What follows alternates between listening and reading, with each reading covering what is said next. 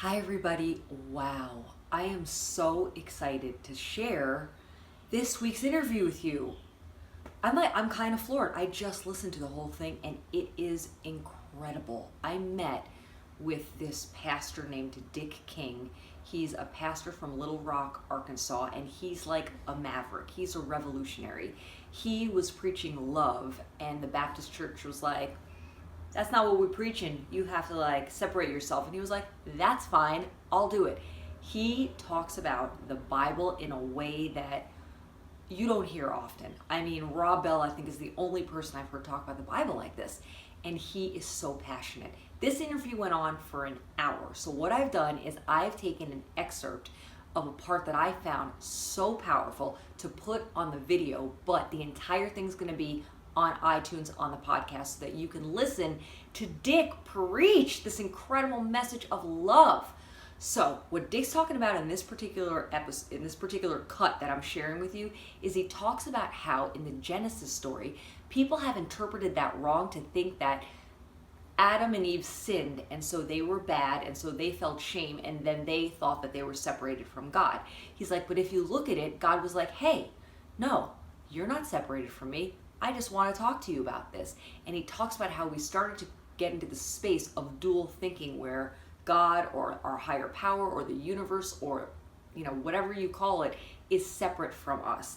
And he just so beautifully and passionately explains that you are God, you are your higher power, and we are never separated from it. Oh, it's so good. I'm so excited to share this with you. Enjoy Pastor Dick. I'll see you guys next time. And I'm sending you so much love and acceptance because that is the key to spirituality. What we are continually trying to do, Bianca, what I believe He's trying to continually stop dual thinking. Mm-hmm. See, how did we get this one? Well, their Genesis story is really, the Genesis was written in 586 BC, so it was kind of like, it's like the Jews were saying, hey, we got a good story going here, we got to write our history. It's kind of put this history together, so it's all metaphor and all that, and that's a whole different story. But however you see Genesis and however that says it, what you realize is that somewhere darkness came in to deceive what man could know. Mm-hmm. And what man could not know anymore about himself was who he was. Mm-hmm. In that garden, when he sinned, however that metaphor means, whatever that means to you, when he sinned, sin isn't what separated from God.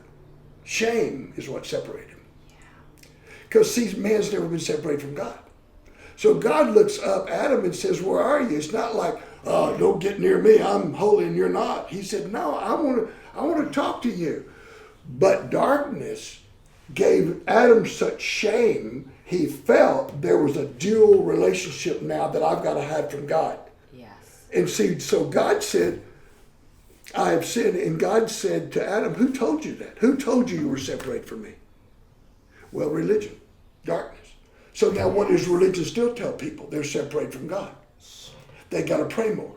They got to give their offering. They got to go to church more. They got to love more. They got to do something. They got to get forgiven. No, God is saying, I've come to destroy the darkness to show you've never, ever been separated from me. You can't be separated from me. It's impossible because you are me. And I'm trying to take the darkness away so that you can live by light and life and never be shamed again. And never doubt who you are, that you are one with God. You're the image of God. Period. Period. Therefore, nothing can separate you from God because you're God.